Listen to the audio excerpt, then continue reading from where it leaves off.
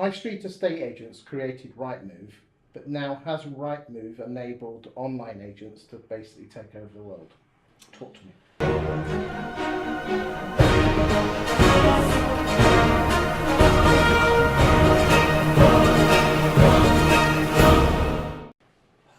Good question. So Rightmove's existence, without which Purplebricks eMoov hatched, How Simple would never have got anywhere.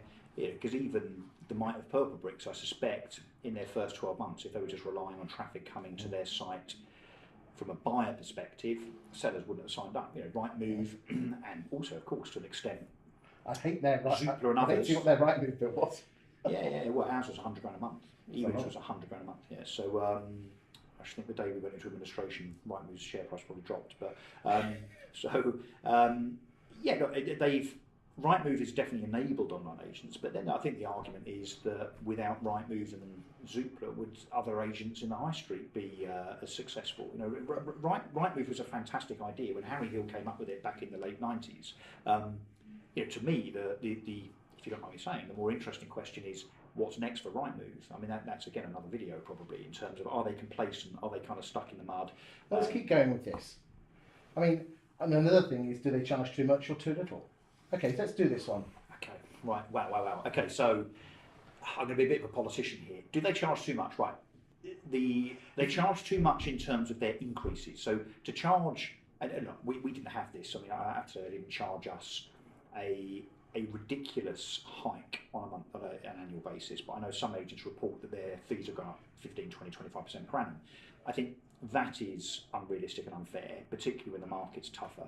And Rightmove can't have it both ways. They can't walk in and say, hey, look, we've given you lots more inquiries this year, so we've gone up 25%. What they need to expect then is when an agent says, we actually gave me less inquiries in 2018 or 2017, so is my price going to go down now? James Maguire, Miles Shipside, etc. Of course, it's not going to work both ways. So I don't think it's right or fair that Rightmove increase their prices by 20-25% per annum. Where they do that, they would of course argue as a listed business that, I guess they wouldn't say it this way, if they can get away with it, then they'll do it because it adds shareholder value. And of course, they're thinking much more about shareholder value than they are estate agency value. But to the question of do Rightmove charge too much money, I actually think the answer to that is no. When you look at what you would pay for local papers, it was 300 quid. It was 300 quid a week 20 years ago. Yeah, versus the volume of inquiries that Rightmove will provide, and the analytics that go with it. So you can track your phone calls and inquiries. You can actually look and say that house was sold to Mr. and Mrs. Smith, and they came through Rightmove 4 days ago. Whereas, as we know, the newspaper is kind of the phone will ring. The negs will never ask where that phone call's come from. Was it bald? Was if they answer it. If they answer it. Well, if it's past 5 o'clock in some instances. I shouldn't say things like that. So look, I actually think, dare I say, for fear of getting castigated here, Rightmove are relatively good value for money compared to the alternatives. I agree with you on that. But Zoopla, of course, I've got to say, Zoopla are even better value. Zoopla aren't as expensive as Rightmove. And look, Zoopla is I wouldn't say it's a better business, but Zoopla is a very different business insofar as what they provide to the consumer, and of course how they future-proof themselves in terms of their horizontal expansion into things like comparison data and so on. Where do you stand on the market? Not heard of them. The market. I think that advert, the TV advert, is so bad it's good. Have you seen it? Yes. I'm not on the way to Margate. Yeah. Margate merger. Yeah. Yeah, I think it's awful, but it might be awful. Therefore it's good. But look, their IPO wasn't a success. They got the IPO away, but at a lower. Do you think we should have done that? Yeah, look, they had to. They need money. I think the original members of On the Market can be forgiven for being a bit pissed off, really, that of course they're now tied into the kind of one other portal rule and the new people aren't. I think that's outrageous. And the fact that of course it started off as a mutual and was supposed to always be a mutual, lo and behold it becomes a listed business where the original people in that business, Ian Spring and so on, have obviously done very, very well indeed out of the shares. So there's definitely some ambiguity there. Does On the Market ever become anything like Zoopla in terms of notoriety, traction and brand awareness, or indeed Rightmove? No way, absolutely not. It will always be, in my opinion, a kind of third portal. The problem that surely the people follow the stock. don't they? Well, they do, and I suppose what On the Market have tried to do recently is to go to agents and take them for nothing or for £100 a month with a view to trying to build that. And I understand that's a bit like the Foxton 0% opening offer, which they've done famously for years and years and years. The difficulty is, of course, if you say to an On the Market customer after 12 months, it's now £500 a month, not £100 a month, or it's not free anymore, it's £300 a month. There will be an exodus of those on the market estate agency customers, I'm sure. So I think it's somewhat precarious, I think, for On the Market.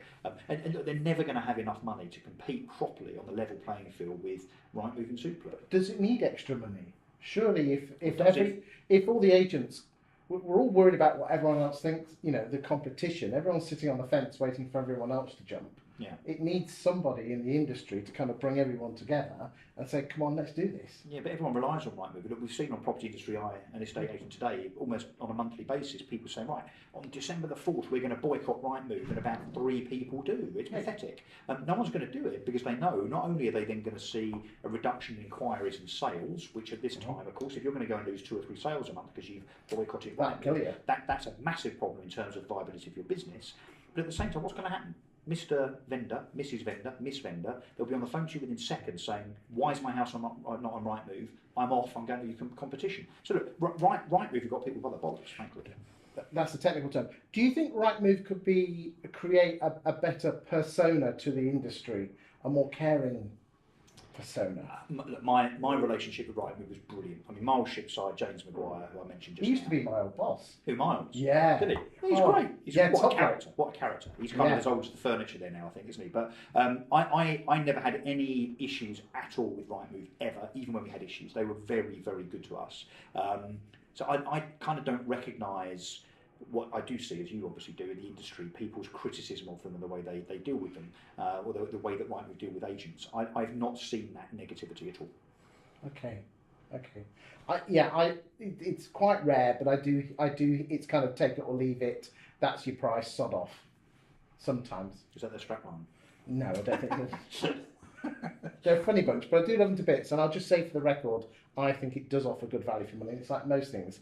It's not what you've got, it's what you do with it. And I think Rightmove Plus in the background is amazing. But do they need to innovate? Do they need to do new things for themselves, actually, to provide shareholder value going forward? Yes, they do. And look, do they need to appease the estate agency industry? I absolutely think they do. Somebody said to me at a recent conference is that the biggest fear of Rightmove is not On the Market and it's not Zoopla, it's Facebook.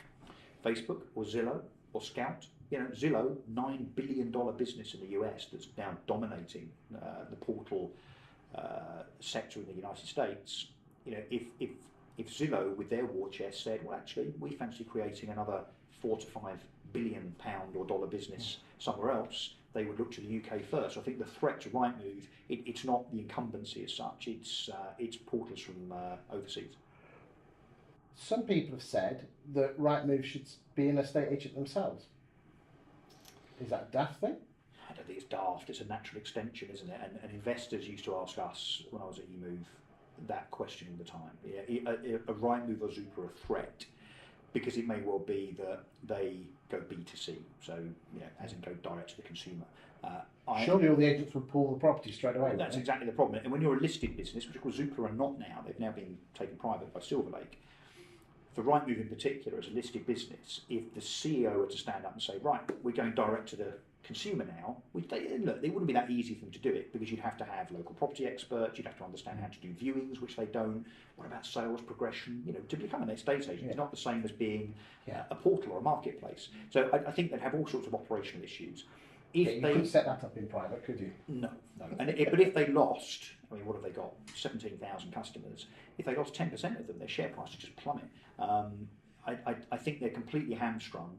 And ultimately, if you're running a £4 to £5 billion business, Chris, and your revenues are £170 million a year, and you're making £120 million off that £170 million, leave it alone. It's fine. It's fine. Thank you, Russell. Cheers.